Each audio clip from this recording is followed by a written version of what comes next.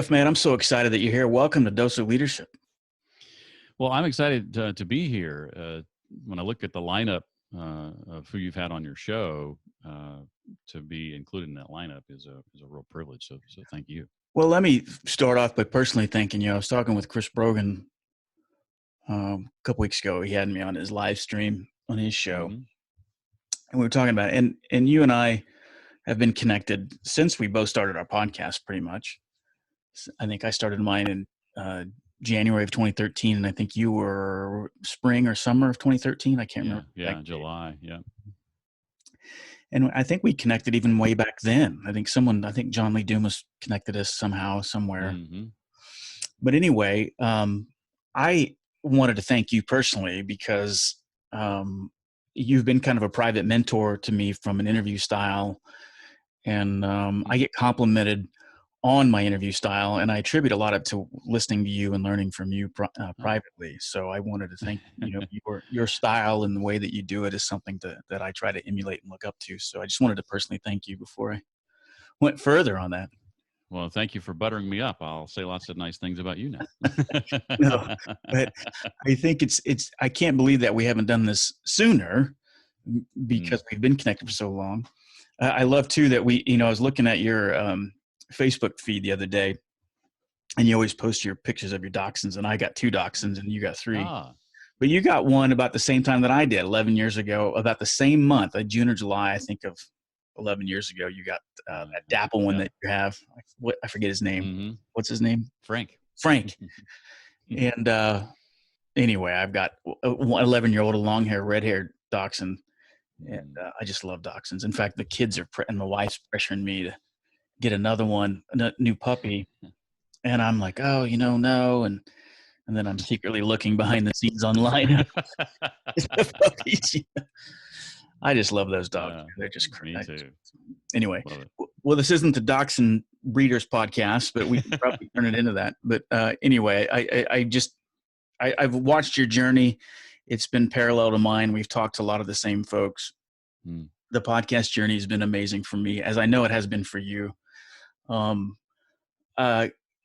Looking back at this, and I've had my ups and downs. And in fact, I was telling you in the pre-recording here that sometimes I was kind of in a low funk here at the beginning of the summer, and I took a sabbatical for about 4 weeks, and I just started getting back into it.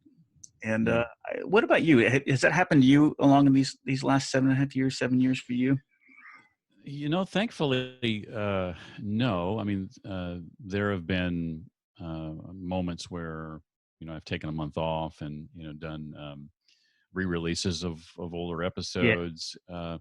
I do have a streak I'm quite proud of at the moment, just because it's a big deal for me, but about 2.5, little more than 2.5 years without missing a Tuesday, which I could not say about the first, several years. I missed one here or there, but got a streak, a pretty long streak going at the moment.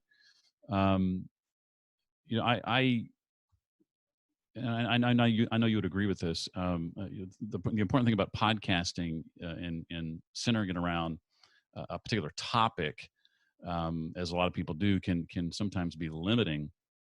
But it's possible to choose and be really specific in your choice of ideas, but at the same time, have different things that fit within that. For example, I think of intentional and consistent reading. That's a very specific thing, and that's sort of the mantra that my podcast is built around, the value of intentional, consistent reading. But that umbrella serves many topics very, very well. Leadership, personal growth, mindset, entrepreneurship. I mean, the list goes on and on. And so I never run out of topics to talk about that fit within that sort of overarching umbrella. And I never ran out of books being released. Right. And so there's always something new and interesting and another shiny thing around the corner that I can latch onto and dive into and read. So I haven't had that issue. I have been, more recently, as I'm sure you have, tailored some of my questions to what's happening in the world. Sure. Today.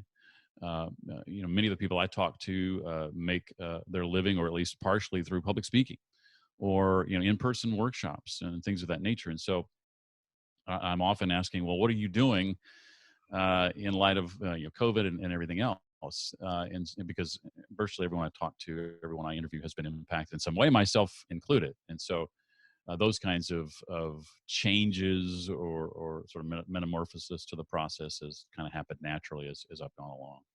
Yeah, it's been interesting to see that. You're right. The impact that a lot of our guests have had on ourselves, and literally a year's worth of bookings for some of these guys have just been completely wiped out. Right, That right. was a major source of income for some of these. So it is interesting to hear how people pivot. And you're right. I love doing this podcast because I feel like I probably get more out of it than my guests sometimes. If I look at over the last 7 years, I think I feel like I personally, mentally, my mindset has changed dramatically just from doing the podcast, and Mm-hmm. and in a lot of the reading that I do along with it. Right, when I'm studying on a guest, I'm always reading their books or trying to read as much as I can about that. I just feel like it's benefited me in tremendous ways. Selfishly, hopefully my guests are, and I know some guests reach out to me and say the value that it brings. But what about you? Do you feel like you've kind of grown from doing this, from asking these Oh, questions? Yeah. oh my gosh, absolutely. Part of the motivation for me starting my podcast in the back of my mind was, hey, maybe I'll get some free books out of this. Right. And, Yeah. Yeah. and selfishly, that was actually on my mind. And I bought so many books anyway. I thought maybe I can save some money by doing this podcast. Most people don't think of starting a podcast and it allowing them to save money, but for me, that was the case. But yeah, I mean, I feel every week virtually that I'm blessed more so than they are. Yeah. Time and time again, and my mindset has been, you mentioned mindset. My mindset has been dramatically impacted through the guests that I've had on, the books that they've written and that I've read. Um, Aspects of my leadership style, and just virtually all parts of and pieces of life have been Yeah. impacted positively in one way or another. I agree. The perspectives of just, and my wife brought that up a couple weeks ago, and we're just looking at how different I look at life and perspectives and everything, and it's been, but it speaks to the power of what we're talking about from a leadership perspective of constantly being intentional about sitting down instead of, Mhm. watching. I mean, I love watching movies and Netflix and series and everything else, but man, taking that time, like, okay, I'm going to cut this in half and I'm going to spend, the next hour and a half reading or writing or just meditating and personally, and it makes a huge impact, right? And it Mm. speaks volumes to the kind of the incremental or the kind of what's the investment phase I'm looking for, like, it compounds over time, Mhm. right? When you can look back on it. Absolutely. Yeah. So where do you, as COVID is kind of, we talked a little about what's happened to some of our guests, and for you, Mm. you made the leap. So it was 7 years ago. Were you working part time, or did you burn the boat 7 years ago when you started the podcast, or were you doing half and The boats were kind of burned and set on fire on my behalf, half? you might say. What were I you? didn't have a lot of say in that. Yeah. I was in broadcasting for about 26 years, and I had already begun planning the podcast about beginning about the spring of 2013. I had this idea for a podcast. I began sort of mapping it out, and I was going to launch in July, which I ultimately did. But a month before I launched, almost to the day, I got let go from my then full time radio job. Um, with the podcast, my plan was to do it around my job and just to see where it went. Right. But then a month before I lost the job, and so I began at that point right away working on a side hustle that I already had going, and doing that full time to earn an income. I did have severance, and so that helped. And in that sort of side hustle that became a full time job overnight, I brought home in my first month of doing that nearly twice what my take home pay was in a month at the radio job in the first 30 days. And so when that happened, I was like, okay, I'm going to figure this out one way or another. Things are going to be okay. I knew I didn't want to take another radio jobs because that would inevitably mean moving somewhere else. And my wife and I like the Nashville, Middle Tennessee area. We had no intention of leaving this area. So to take another job would almost invariably mean moving.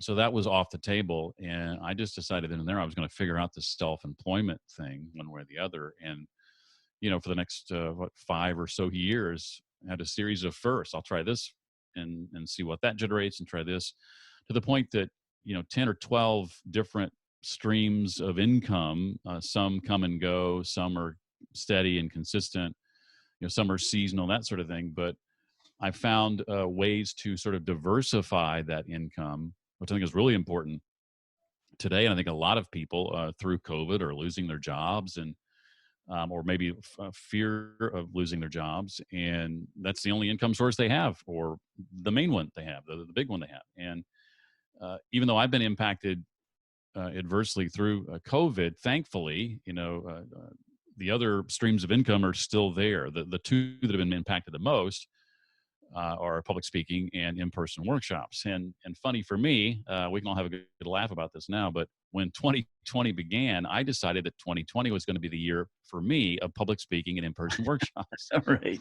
And I even got rid of and closed a membership site that I had that generated monthly recurring revenue that I didn't want to worry about being saddled with while doing these other things I would rather be doing, even though that did generate some steady income. These other things were more important to me, and so I closed that and approached these other things. And before I knew it, those things didn't go anywhere, because by March things were starting to Right. change dramatically. So, but then there's 4 or 5 or 6 other streams of income that have all one way or another come out of, by and large, the podcast. And so those for now, keep me going. And thankfully, I'm not at a place where I have to go find a job or look for a job or worry about a job. I've managed to diversify to the point that more often than not, these kinds of things, these unforeseen challenges that come our way, we had no idea what's going to happen. We can weather those in this kind of scenario versus, if I'm working for somebody else, I'm really at their whim, basically. I love that. I love the story, and it validates things I've talked about, or even believes the power of podcasting, and not just podcasting, but I think this is probably one of the, as crazy as the world seems right now, I do think it is the probably most opportune time to be alive in the history of the planet in terms of creating and charting your destiny. I think, I think the culmination of, or the meeting or the intersection of all the technology and everything is just coming at the right speed and the right cost, and anybody can literally, if they want to change their world, they can do it from their basement.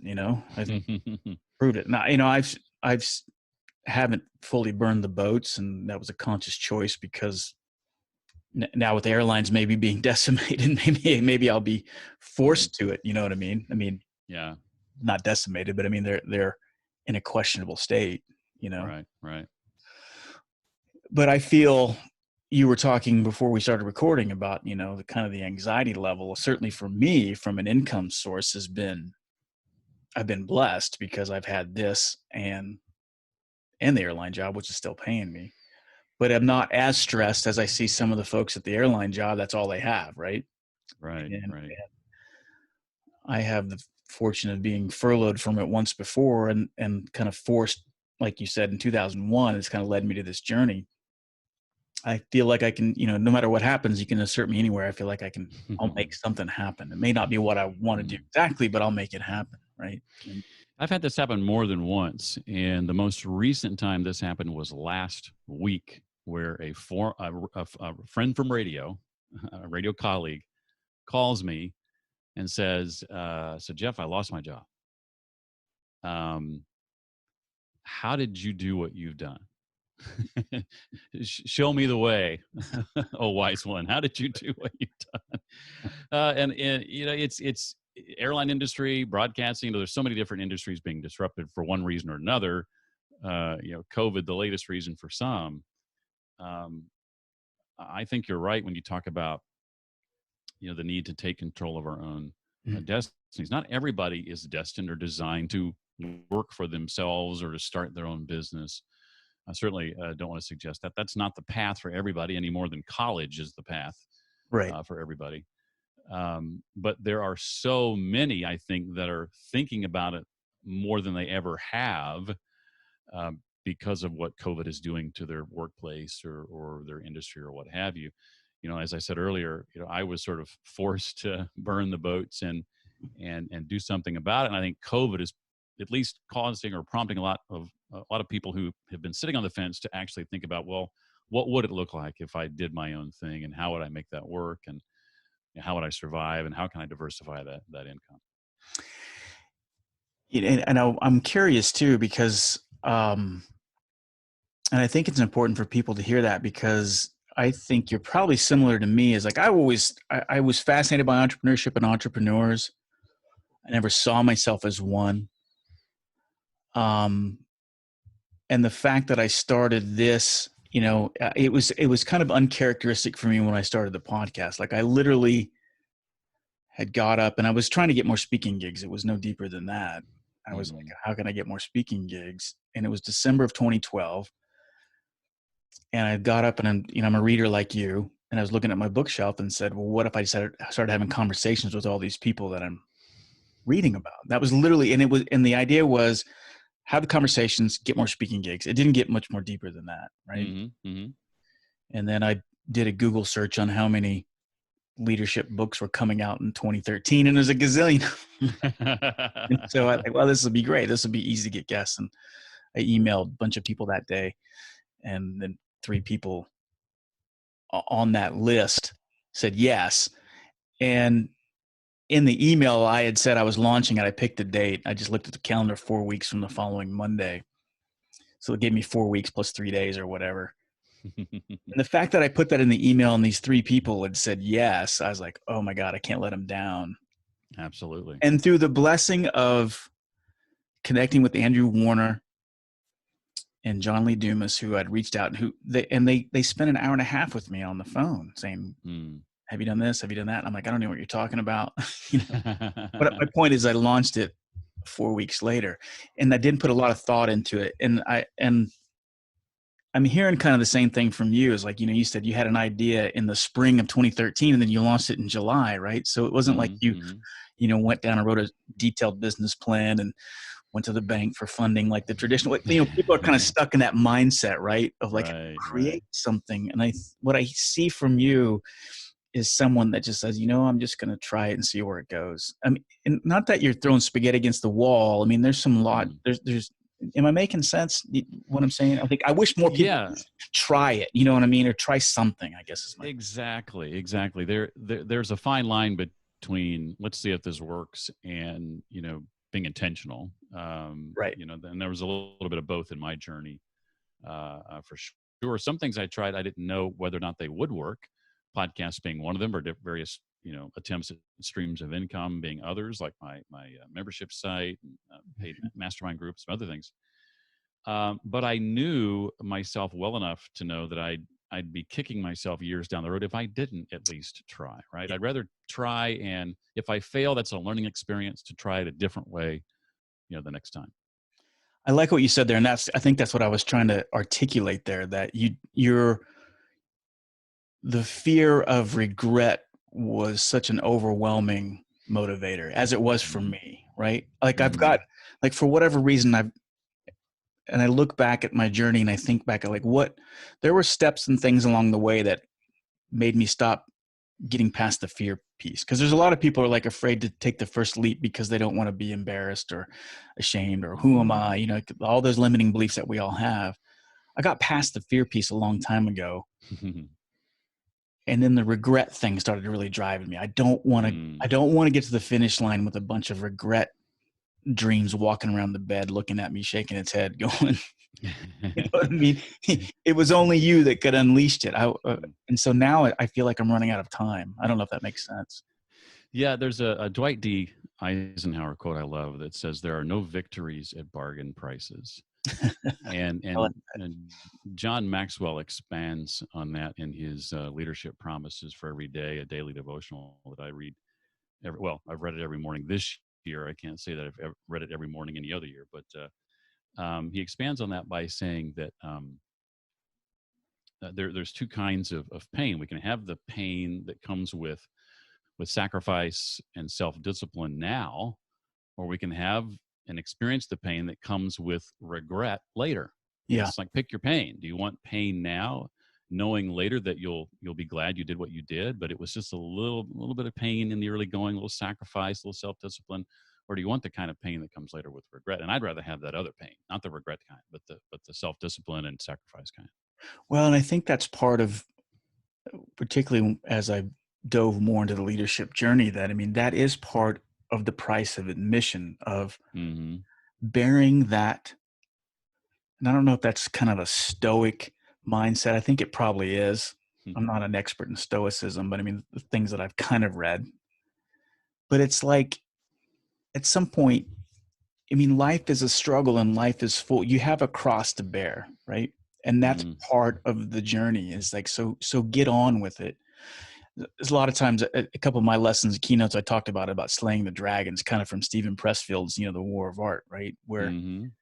it's like that resistance or that whatever's placed on your heart, whatever it is that you're passionate about or you seem, and that chasm of like, you want to go here and you're way down here. And the gap seems so far. That resistance is real. It's going to prevent you from trying to do it. It's, as Pressfield says, it's literally going to, and figuratively, going to try to kill you and prevent you from doing it, right? Mm-hmm. But if you do it, if you go ahead and do it anyway, you make the step and realize that that fear and uncertainty never going to go away, the universe has to move, right? And I love that kind of analogy, or that's the kind of visualizations of the dragon. You're always slaying a dragon. And I think too often and I know I'm guilty of this. I mean, years ago, it's like I thought life was about not having any dragons. But, Right. but the character growth and everything that we're talking about in the leadership game, it's like, no, it's about being a dragon slayer. There's always going to be dragons. And sometimes it's going to be the same one Mm. will crop its ugly head many times. And at the end of the day, you and I can celebrate, but we know as leaders that dragon's going to come back tomorrow. And we're okay with that, I guess, or we're prepared for it. Maybe not okay with it is okay, but we're prepared and we're willing to accept that kind of burden. Right. And I don't know. Yeah, I think it's about the discomfort doesn't disappear. We got to learn how to ride the wave of Right. discomfort. Is what it comes down to. It's not going anywhere.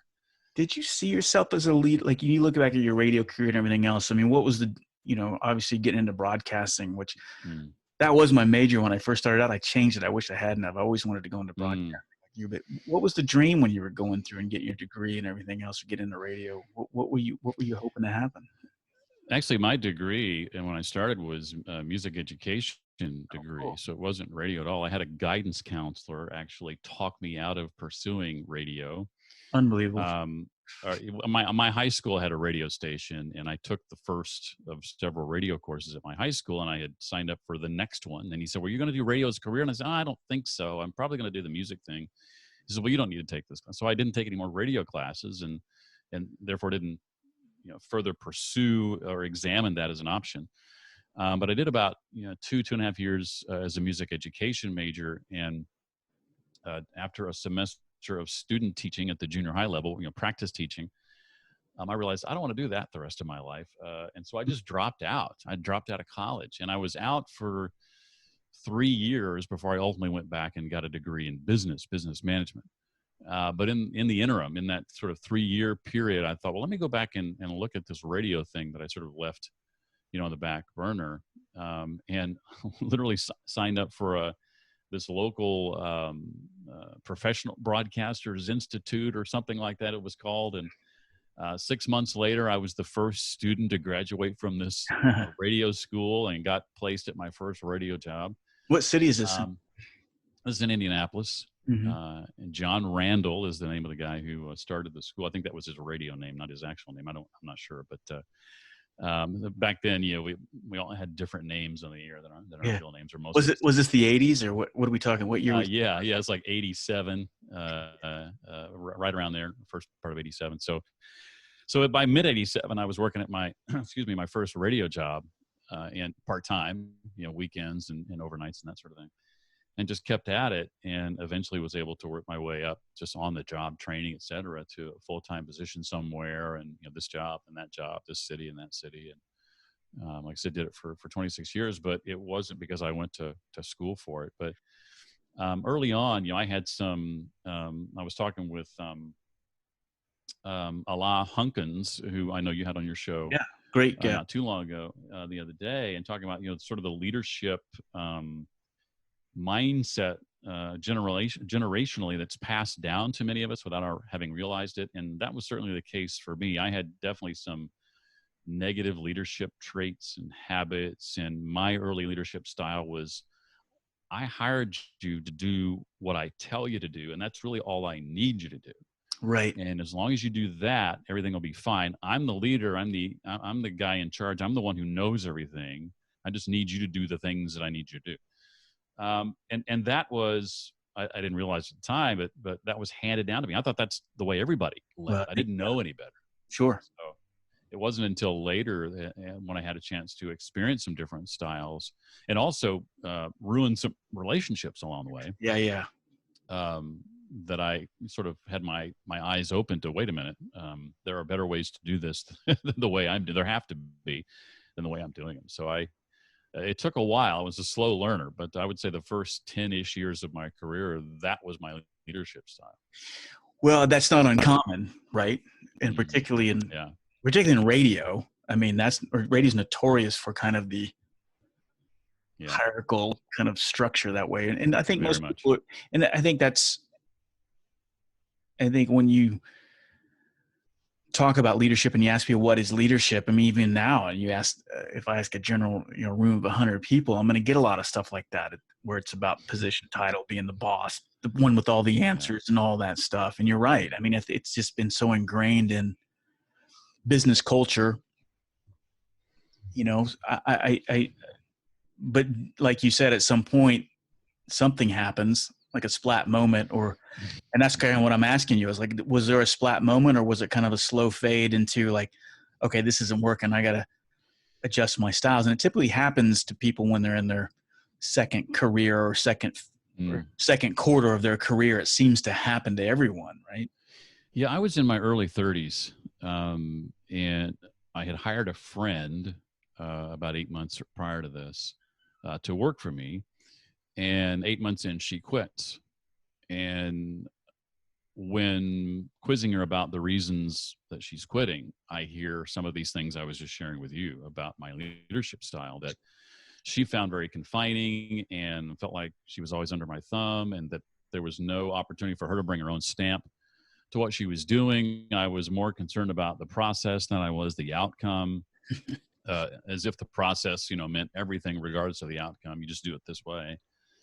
And that friendship for about 4 years was strained at best. One lesson there is don't hire your friends, I think, but seriously, that relationship was almost beyond repair until I came to the table a few years later, having sort of seen the light and apologized. And that friendship now is a solid friendship, but certainly not because of me. I damaged it tremendously. But that particular incident, among all the others, was a real eye opener to me, of this person who was a really good, trusted, close friend, just couldn't take me anymore in that work environment. Had we never been exposed or connected in that way, probably never would have experienced, she wouldn't have experienced that kind of mindset from me. There wouldn't have been opportunities for it necessarily, by and large. But because she was in that environment where I was the leader, I had the title, and my job was to, steer the ship, she experienced that on a daily basis and just couldn't put up with it. Yeah. And so what a blessing to kind of have someone that was a friend speak authentically to you and say, hey, you're right. kind of a jerk here. Basically, that's what it was. Yeah. And, you have to do that. Oh man, that self-reflection is so painful. But it sounds like you did. You looked at yourself and said, man, I don't like necessarily who I'm seeing here. I don't know if you explicitly said that, but I mean, at some point you had to start doing some work at that point, right? And do you remember can you think what you intentionally, looking back, did you intentionally start doing something? What was it? Yeah, well, part of it, and I would read about this later. Liz Weissman was great about putting labels years later on what I was doing at the time. I'm sure you know Liz's work and Mhm. multipliers, how the best leaders make everyone smarter. Well, a part of what I realized, Richard, was that I was intimidated by people who were better at what I hired them to do than I was. Yeah. And I began to understand the value of sort of leveraging the collective brain power in the room and the humility to say, "Hey, I don't have all the answers. I've hired you to help us get to the answers, and together we're going to do that." And share credit when appropriate, shoulder blame, uh, and those sorts of ways of thinking that Liz talks about, in multipliers. I began doing those things before I knew what to call them, but it came out of that experience with a friend. It is such a powerful moment when you finally do grasp onto that concept that you don't have to be the one with all the answers, and that you need to hire people smarter than you, and be that kind of it's an understanding of the difference of the role, right? And you're right, it's the maturation of thinking, okay, my role is I'm this, I have all these deliverables, I need to be want the answers, I hired you to do this job, don't question it. And then when you accept that role, like you said, and being that kind of champion of those people smarter than you, boy, it breeds loyal. It's hard to describe. It breeds loyalty. It breeds, people they just blossom. When I've seen it, it's happened. The same thing's kind of happened to me. It's happened to a lot of leaders, and even growing up in the Marine Corps, getting my leadership baptized by fire. Even then, when you're kind of even told in the beginning that that's how you do it, you still make the mistake of like, well, hey, I'm the lieutenant, and boy, you learn in fast order that it does that rank and that position doesn't mean jack. Mm, mm, It's doing like you said, is like surrounding yourself by people who are better, and it's just the collective. It just, I don't know. It just, it's very empowering. Yeah. mm. I like how you said that. So has it been a constant journey then? So we're talking 25 plus years ish where you've been kind of on this leadership journey. Is that a fair assessment of your life, or what do you think? Yeah, I think so. I've learned so much from some amazing leaders, both side by side and virtually. And I think I'm a lot better at it than I was Yeah. 25 years ago. Always room for improvement, but yeah, part of the purpose behind the podcast for me was to help other people avoid having to go through some of the things that I went through on my journey. Maybe I can save others that pain of learning things the hard way, just by putting their noses in a few key books along the way. I like that. And I would agree. If I kind of would say the same thing about doing this, it's to avoid kind of the painful splat moments that I had, of almost Mm, getting divorced and mm, and not fully realizing how necessary, and it's almost even embarrassing to say it, that in my late 30s, early 40s, not fully appreciating that you have to be a leader in every aspect of your life. And that sounds mm. so stupid to say that right now. But back then, I was more focused on it on the external, what you saw in the business setting, right? I was less concerned Totally. about the husband father piece. Yeah. And the more No, I that, get that. yeah, and the more that I did it internal, like I used to think it was so external.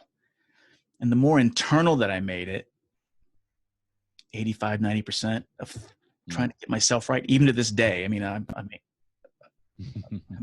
I get humbled every day about how ineffective of a leader I can be. But the more internal that it is, right? And I think, and that's been validated with the guests that I've come on, is like the more that you Mm. focus on yourself, you give kind of people the freedom around you to do the same, as opposed to me, like I'm the leader and beating them over the head with a wiffle ball bat. And I don't know. I mean, what are your personal habits? What's your personal journey? What do you do to keep Jeff Brown's head in the game? What do you do in Mm. your private moments?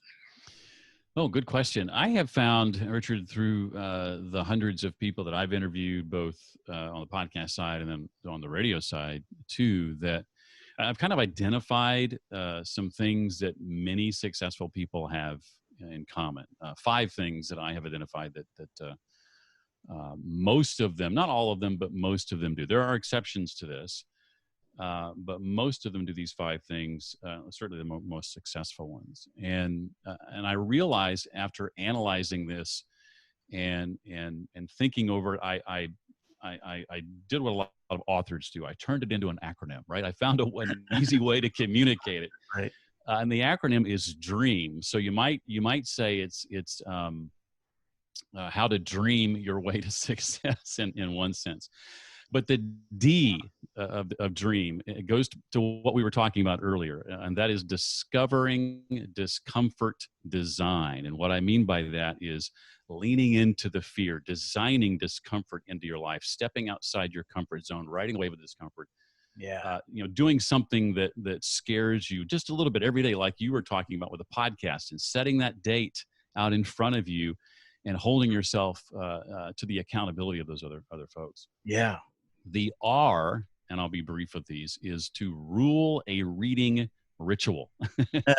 Your reading would be included in here somewhere, right? Yeah. I think it's the fastest, easiest, and cheapest way to learn and foster growth is reading consistently and intentionally, and scheduling time to read. A lot of people say, I don't have time to read. Put it I on think the if there's calendar. if there's something you don't have time to do, it's because you haven't yet decided it's important enough to protect. Yep. And so when you put it on the calendar, you protect it. Love The E, and I'm going from memory here, is to execute an energy examination. So what gives you energy? What drains your energy? I learned this, much of this, from an author named Molly Fletcher. She's a sports agent. She has a book called The Energy Clock. And so I've seen other people, color code their calendars, and I've tried aspects of that in the past, and I never could quite come up with something that made sense to me. But Molly's method does, and she color codes things in her calendar one of three ways. It's by the level of energy she gets out of doing that thing. And I think it's important for us to perform an energy audit and decide what gives us energy, what zaps our energy, and what maybe we're indifferent about. Doesn't take away energy, doesn't give energy. And I found that when I did that with everything on my calendar, now I could easily identify, okay, that thing zaps my energy. Let me make sure I follow that on my calendar with something that gives me energy and maximize that. Mm. So that would be the E. The I like it. A is to authorize. I'm big about alliteration too, if you hadn't figured that out yet. Authorize an accountability audit. Authorize an accountability audit. In other words, give other people permission to hold you accountable to what you say you're going to do. And I think the best method for doing that is in the context of a mastermind group. So you're getting a consistent feedback. You're putting yourself out there. You're being transparent. You're being humble. You're saying, "Tell me what's wrong with this. How can I do this better?" And then you're providing those same types of feedback for the other people in the group. And I think it's important that if you're in a group like that, you're meeting on a regular, consistent basis. And the last thing, the M, is to mold a morning mindset. So develop daily rituals to ensure that you start every day off strong. Now, there are any number of things I might do in a particular morning, and I used to think, as I laid these things out in my morning ritual, that I had to do all of them. And I went so far as to time how much time each thing should take, and if they each take this amount of time, then I can do them all in 3 hours or whatever that thing is. And I finally decided that the key isn't to do all of them every day. It's to identify the things I would like to have as a part of my morning, and then treat it like a buffet and decide, okay, what does today need? What, 4 things out of those 12 do I need to do this morning? What do I want to make time for today, or 5 things or 6 things or whatever the morning allows. Now, depending on your season of life, that may look very different. I'm a married man with no children, have never had kids. And so, my morning ritual is 3 to 3.5 hours long because it can be. Yours may not be that long. Yours might be an hour long. Yours might be 30 minutes. But make sure that you're making time for you. just like they tell you on the airplane, put on your own mask first, Yeah. then help the person next to you. That's, if you don't take care of yourself at the beginning of your day, you're not going to be any good to anybody else. So dream, again, it's discover, discomfort, design, rule a reading ritual, execute an energy examination, authorize an accountability audit, and mold a morning mindset. Love it. I mean, you're absolutely right. You're hitting all those points about fear, the fear and uncertainty never going to go away. So let's just dive into it. Something, and if you work through that, something significant is going to happen on the other side. I love the reading piece. You're right. And I love how you said that it really is one of the most economical ways to start beginning transforming your life. I've been a voracious reader for years. I couldn't sleep. I couldn't shut my mind off this morning at 2:30 in the morning. So what I do, I read, right? And I read from 2:30 to 4:30 in the morning, and it just helped me get me back in a good space. I love the energy audit thing. That's cool. Molly Fletcher, I haven't heard of her, so I'm gonna check her out. Yeah, The Energy Clock. It's a book that will only take you about an hour to read. It's almost within an arm's reach. I would grab it if I could reach it. But it'd take you about an hour to read. It's a relatively short book, but it turned upside down the way I look at my calendar, and it basically, I felt like, was the missing piece of the puzzle for me between the analog planner that I use and the digital calendar that I combine. And this piece was kind of like the icing on the cake. Yeah, the hairs on my neck stood up when you were talking about that, because I feel the same way. Because those other things I've tried to incorporate pretty regularly, but that was the one that was always bugging me, right? That energy out and looking at it that way. So that resonated with me as you were explaining it, because you're right. If you can become intentional about, like, everything, is this adding value, or is it subtracting? Is this empowering? Is it limiting? Is this sucking energy, or is it giving me energy? That's how kind of I looked at it. You know what was cool for me in regard to that, Richard, if I can add this one thing? When I did the audit, I found that most weeks, and I'm doing the audit, I did it once for the foreseeable future, but then I'll probably do it again in a month or maybe every quarter, that sort of thing. But as I did it with what was already on my calendar, I found that I had already designed my days to be predominantly void of things that zapped my energy. So everything that gives me energy on my calendar is green. Anything that I just, that needs to be done that I sort of feel indifferent about, it just is. It doesn't zap energy or give me energy. It's orange. And anything that zaps my energy is red, right? As I looked at my calendar, there was almost no red. I did my taxes a couple weeks ago. That was all red. Yeah, right? that's what I was going to say. All red. I was just sitting there, I was mentally going, as you were saying, I was like, okay, my calendar, paying taxes red. For sure. But that was about it. And I had actually designed my calendar to eliminate all but the red. Now here's something I realized too in that whole process. There was a time when I had a daily commute, and for me, that commute was definitely something that zapped my energy. Yeah. So when you have something like that on your calendar, Molly says, you want to look for ways you can eliminate it, but you're not always going to be able to do that. If you can't eliminate it, how can you bring some orange or some green to it? And so for me, when it came to the commute, it was listening to podcasts, it was listening to audiobooks, and that made it less red, right? Right. And I thought at that time, oddly enough, that, well, this will all, I can't get rid of this. This will always be a part of my day. It's not anymore, right? And I realized how limited that thinking was. Everybody else has a commute. That means I'll have a commute too. I'll always have this red thing. So I encourage you to really think outside the box in regard to the things that are red and whether or not you really can eliminate them, because sometimes we can eliminate them. We just haven't figured out how yet. Yeah, that's a great point. You're absolutely right. I mean, and that's the kind of the power behind doing the audit, because it forces you. I mean, the good news is it validated that you were trying to, most of your calendar's green. That means you're at least being intentional about doing things that benefit or push you towards where you want to go. Right. So right. But yeah, I can think of things, if you haven't done this, or you're kind of stuck in a different mindset, that there's a lot of red and you feel like you're stuck, but it could force you to, like you said, be creative. Like, why am I even doing this? Do I have to do this? Or at least, is there a different way to do it? Yeah, that's a great stuff. Or can it be delegated to somebody else or something? Exactly. I love the accountability piece, the mastermind, huge fan of that. I mean, I've seen the powers of that. I've run into multiple masterminds over the last 7.5 years, and I can't agree with you more on that one. That's huge, right?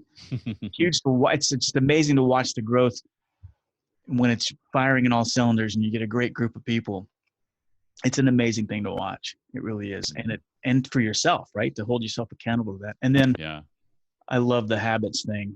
And I like what you said there, because that was always my big problem with habits is that, okay, yeah, I'm going to be the guy that gets up at 5 a.m. I'm going to eat my sugar-free protein breakfast. I'm going to go walk with God and talk, and then I'm going to journal about it. And then I'm going to write my 1,000 words from my book. And then, you get, and then the clock goes off. And then Right. to your point is like, just look at it as a buffet. I love how you said that, because I never looked at it in that analogy, but when I kind of started piecemealing it and saying, you know what, today I'm just going to say a gratitude prayer when my feet hit the ground. And that was enough for that day. Right. And then I built upon that. Right. The reality was too, and I looked at that particular aspect of my life, Richard, is I realized I already consistently wasn't doing all the things. But I was not doing all the things and feeling bad about it. Now I can not do all the things and not do all the things intentionally and feel good about it. That's right. That's the key point, right? You don't have to flog yourself because you didn't hit also, it's the same mistake when people do diet and exercise. It's the same thing, right? They beat themselves up because they didn't do the cross training circuit, and like, dude, all I wanted you to do was do 20 jumping jacks and then and look at that as progress, right? Like at least you did the jumping jacks, Yeah, that's awesome stuff, man. I love that. Is that what I think I saw on your Facebook, that you were starting the process writing the book? Is this going to be the book that we're talking about here? That may find its way into the book. I've written around that for the book. I'm not sure if it's for this book or if it's another book. Yeah. But if it's in this book I'm working on, it may be in truncated form, and maybe if there's another book, maybe I flesh those out a little bit more. Yeah. I'm not 100% sure at the moment. That's good. I love it. I love all those things. That's you hit on a lot of great points there. Really good stuff. So what's the dream now, do you think? I mean, if you're looking now and you're looking forward, are you dreaming big now, and what are you thinking about? Yeah, I mean, for me, I mentioned starting the year wanting to do more public speaking and live events or in-person workshops and that sort of thing. And I'm still holding out hope that those things will happen eventually, that the world will get back to relative normal. I love teaching people. As I said, I was a music education major to start with, out of a love for teaching as much as it was for music. And I love the opportunity my self-employment has afforded me to create courses and training and that sort of thing, and to do webinars. I just love that kind of stuff, but I love it even more when I'm able to do it in person and to teach people in that environment, whether it's a large room as far as part of a public talk, or it's a smaller training kind of a session, that sort of thing. I just love that. And so I just want to find ways to do more of that. Doing that full time, or doing that for the majority of my income is what I would love to do more than anything else. And again, I hope we're able to see that come together as far as the rest of the world's concerned. But beyond that, something on a more of a personal level. I'm going to buy the RV one day, and I'm going to sell the house, and we're going to, just drive all around the country. And I'm going to do these speaking gigs and workshops from wherever I need to go and whatever I need to do. But at the end of the day, I'll get back in my RV and we'll go to the next place and see the sights and sit by the lake and do all that kind of stuff. I love that. I'm trying to convince I've always wanted to do that, get the RV and go. And my wife's not too keen on it. I still got some time to convince her, but I would love to do that too. Just kind of drive around, and my wife's not about doing it full time just yet. It's more of a let's test the waters first. Let's take a couple weeks here or a weekend there, that kind of thing. Yeah, that's exciting. What I've always wanted to ask you. People always ask me who has been your favorite guest, and I always treated that question like, man, it's like asking who's my favorite kid. And maybe not guest, maybe episode. I mean, does one stand out for you? For sure. Simon Sinek is a favorite. I know you've had him on the show a couple of times, at least. John Maxwell is a favorite. Alan Alda Oh was yeah, a huge I forgot about favorite. that one. That was a great. Yeah, that was so fun that you did that because it was so unique and different. You know what I mean? It Mm. wasn't the standard fare, and that was a great job you did, by the way, on that one. That was just a Well, yeah, thank that you. was a great I was conversation. very very nervous, Yeah, I can as you might imagine. imagine. Yeah. But probably my all-time favorite episode is episode 66. So I'm going back a ways, like the first year and a half of the show or something like that. January of 2015, I believe. Seth Godin. Oh wow. That would be my absolute favorite. A book Seth wrote was a book called. He wrote many books, but the one that sort of relit my fire, rekindled my passion for reading, which had been all but depleted at the time, was a book called Purple Cow. Oh yeah. A mentor of mine introduced me to that book, and I read that book, and I'm like, "There's more out there like this. Let me look into this." And so, that in 2003-ish sort of started me on the journey of becoming, like you, a voracious reader. Mhm. And now here we are, 17 years later, and I'm still reading at a pretty rapid pace, and I have Seth in large part to thank for that. So that's one of my favorite episodes because I got to tell him that. Great. That's I awesome. got to share that story with him, and so him being on the show was kind of like it, I would feel like I could never hang up the show hat, if you will. Not that I plan on doing that anytime soon, without ever having Seth on the show. Seth just at some point would have to be on this show. It just wouldn't be right. And so that was a real surreal moment, or a real sort of kind of this thing's come full circle. He's a big part of the reason I'm doing this show, and here he is, talking to me for 45 minutes or whatever it was. That- So that one was a huge, huge favorite. That's great. And Seth is just amazing. He's been one of those gets that I haven't lured him in. I've had many close calls with him, Mm. and he's just never committed. And I don't know if, I either catch him at the wrong time or if he's just, he always responds. He says, thanks, but I'm too busy right now and maybe later. And Well, if this makes you feel any better, I got a yes from him the third time I asked, and those asks came over a year and a half a period. I have asked him since then too and gotten a no. And I think it was probably timing more than anything else. So in total, I've gotten 3 no's and 1 yes. So don't sit there and assume that I just got a yes and everything's golden. No, I try not. You know how it is. It's like, and I think that's one thing people need to understand too. And I'm sure you've probably got this question, like, well, how did you get these amazing people on your show? And I'm not being flippant when I say it. I just asked. I just asked them in an authentic way. I didn't, as short as I could. This is what I'm doing. This is why I'd like you to be on the show. And I kept it simple and short. Mm-hmm. And the other thing is I did it persistently. And because I think that's the part that people don't see is how often you have to ask, right? It gets easier as I've built up momentum. Mm-hmm. It gets a little easier, but even then there's still this people that I got on my bucket list that I still haven't got. And it just takes a lot of persistence and not taking it personal when they say no. That's right. Would you agree with that?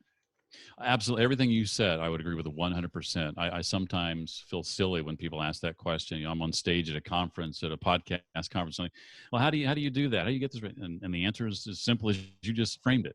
It's really no harder than that. I just asked.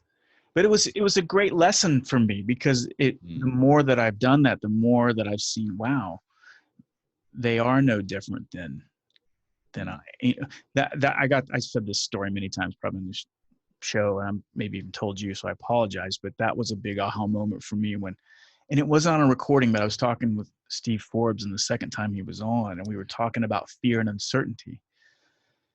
And this wasn't recorded, and I wish it would have, because he's kind of a dry guest. I love him. He's a big name. It's a good get. It's a good way for marketing the show.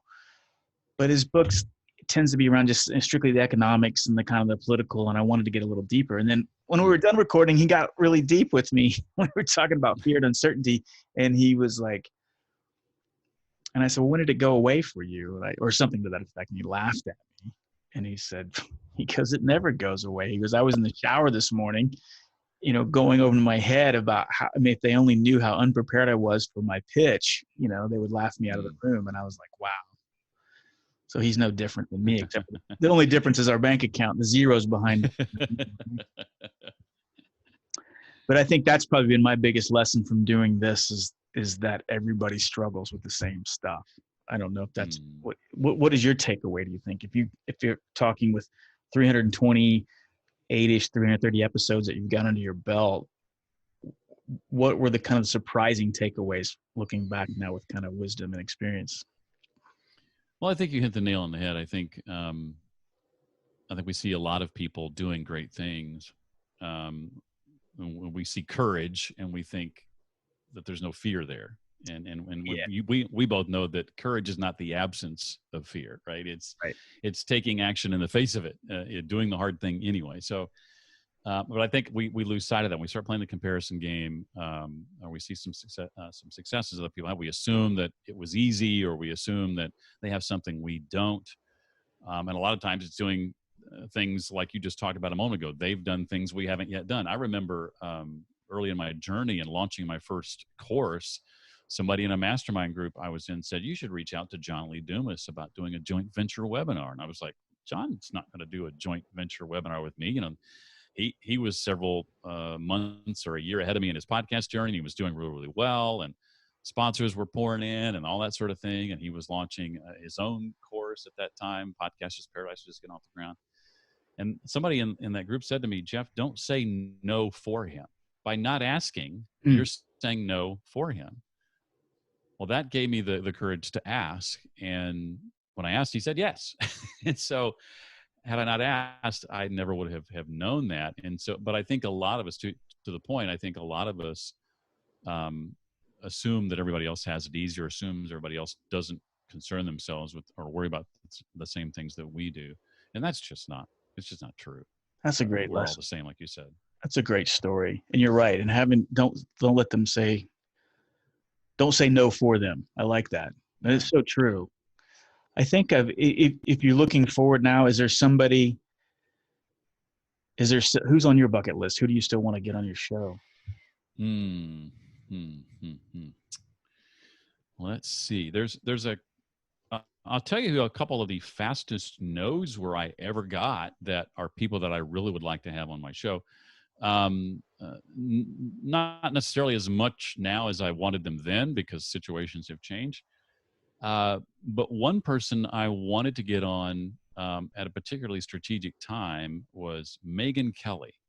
Oh yeah, that would when all the stuff was going down.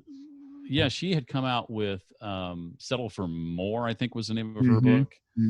Fastest no I've ever gotten for a podcast. I think it was like 30 minutes. No. And I even had, thanks to you, as I recall, even had Dana Perino in my corner. I think you connected me to Dana, if I'm not mistaken. Yep. She's been a big supporter of the show, and she's been great. And Dana was the one who put me in touch with her. And I thought, well, I've got Dana in my back pocket. This will be a cinch. No. Another one was Chip Gaines. Chip and Joanna Gaines. They do the what's that show? Fixer Upper show. Oh yes, that would be a great get. Yeah. He wrote a book called Capital Gains, I think was the name of the book. It's about their business and their life. And I just, he's a guy who I have a lot of respect for. I think he's hilarious too. Yeah, that's a great one who I really wanted to talk to. But yeah, another really quick no. Folks, the kind of folks who have huge platforms already, like Megan was still at Fox at the time, and Chips and Joanna, they've got their thing, and they don't need my podcast. No, about their thing. But to your point though, sometimes I'll talk myself out of even now of asking because of what you just said. But sometimes I've been surprised when I went ahead and I said, you know what, I'm going to send it anyway. But I don't know, it's fun. I love it when you get someone that you just never thought you would get. But also too, I like it when, for me, some of my my most memorable episodes are ones where people you never even heard of. You know what I mean? Sometimes, and there's been a couple times when I'll be like rushing to, my schedule was kind of tight and I was rushing to get in. I was like, oh, I got to get in here. And I was like, I really wasn't looking forward to the conversation. And they turned out to be some of the most magical people. Molly was like that, honestly, for me. I wasn't all that like enthralled with the idea behind Molly's book, Molly Fletcher, the sports agent I talked about earlier. And I looked at the book and I thought, on the surface, it looked like a cute little book, quote unquote. Right. Oh, look at this little hour-long read. This is neat. It's probably my second favorite book of the year so far. That's awesome. Behind only maybe BJ Fogg's Tiny Habits. I love it when you find a gem like that. I love it. I love it when you stick with it. Judge a book by its cover. I know, right? My biggest regret, I don't think I've ever said this on the podcast. The one that it still pains me to this day. It's even embarrassing to tell this one. But I had asked Maya Angelou to come on my show. And I got an email from her agent or her assistant that said, hey, she can give you 15 minutes. And I remember thinking, 15 minutes? I mulled on it. I didn't reply back. 7 days later, she died. Oh, wow. And because of my arrogance or pride or you know what I mean? Just kind of dismissing the 15 minutes. What a waste for me, right? Yeah. And that was very disappointing. Disappointing because it missed out on an opportunity, but disappointing that I kind of had that gross response to 15 minutes. You know what I mean? I should have taken. Yeah, I see where you're coming from, though. The thinking is, and I probably would have felt the same way. It's like, what can I do in 15 minutes? We accomplish in 15 minutes? Yeah. With some people, a lot. Maybe with some, not so much. But I think back to my interview with Gary Vaynerchuk, who I was a little bit more enamored with at the time than I am now. But that was one of those where I prepared, the same amount of questions I always prepare. But about 20 minutes in, Gary was done answering all my questions. It was like, his answers are short, brief, to the point. And I'm like, what do I do now? This was just 20 minutes. But, I mean, it is what it is. A 20-minute conversation for some people who heard that was just as valuable as maybe my 45-minute one was with somebody else. So. That happened to me with Jocko Willink. I tried so long to get him on. And then they finally reached out to me and said they wanted to come on. And I'm like, oh, my God, this is so great. This just happened earlier this year. And I've been trying to get him on for a long time. And he finally came on, and we just were not clicking. It was just one of those where he was just giving me short answers. He wasn't going deep. He wasn't getting authentic and vulnerable. You know what I mean? He was kind of, and there were weird, awkward pauses. And I was so let down because I think psychologically, I was like, oh, great. Now Jocko Willink's going to be my friend. And we have this really kind of crappy conversation. And I shouldn't have. I apologized even before in the intro, and I shouldn't have done that. But I edited it together, and it sounds decent. And I beat myself up. But I took out all the weird pauses and stuff. I don't. Maybe Jocko was just having a bad day, and he's like, oh God, he's on a press junket. You know what I mean? And who knows? But going through the interviews, rapid fire or something. Yeah, but it just felt disappointing to me. It's like, but the same thing is like, and they just give you these one-word answers sometimes, and I'm like, elaborate. That, and one time another guy said, I used to ask the question. I think it was an Oprah thing. Like, I'd spring it on them. If you could have dinner, an amazing dinner, you can invite 7, 8 people, live or dead. Who are those 7 people? And it was just fun to watch what people would say. And this one guy, I didn't play this. He was a really bad interview, but he didn't even hesitate. He said Adolf Hitler. That was his first guest, Adolf Hitler. And I thought, okay, elaborate. And I thought he might say, ask him the questions. Well, why? Why'd you do the crazy things you did? And no, he wanted to dive into his brilliant mastermind strategic. I'm like, this guy's just digging a hole. Like, what are you doing, dude? Anyway, wow, that was a memorable moment for me. Well, how can people get in touch with you, Jeff? I mean, obviously, I imagine a lot of people listen to both of our shows, but if you haven't checked out Jeff's Read Lead podcast, you need to. It needs to be in your arsenal, in your leadership quiver. It needs to be one of those arrows, because I think you're doing great work, Jeff. I really do. I think you're one of the best interviewers out there. I love the format where you read the person's book. A lot of people out there, and you probably get this too, is I know you do the work on it, right? You don't bring anybody on there and you haven't dove into their work, and that shows. And so you're one of the few podcasts I listen to. It's really amazing. I love podcasting. I don't listen to a lot of podcasts. I listen to yours on occasion, and quite frequently, and then Joe Rogan. So you're up there with Rogan in the book. So wow. Well, I wonder if I'll get $100 million deal like he got. Yeah. If you had anything to do with that, then let me know, and you can introduce me to the right person. Yeah. Yeah, we can only hope, right, that we can all reach success. But how can people reach out to you and learn more about you? Easiest way, and thank you for those kind words, I appreciate it, is readtoleadpodcast.com. You can pretty much find how to get in touch with me and all the past episodes and everything you might want to know about me there. Well, I'll have links to all this. And again, I consider you a friend, Jeff, and I know we've never physically met in person. I look forward to the day that I'm in Nashville and I'm sitting down and I get to meet your dachshunds. And I would love it. And have a cold one out on your deck. And I feel like I know you really well just from your podcast and being connected with you on Facebook and everything else. But this has been a real treat for me to finally dive in and have a real conversation with you. Thanks for coming on. Thanks for having me, Richard. Appreciate what you do very much.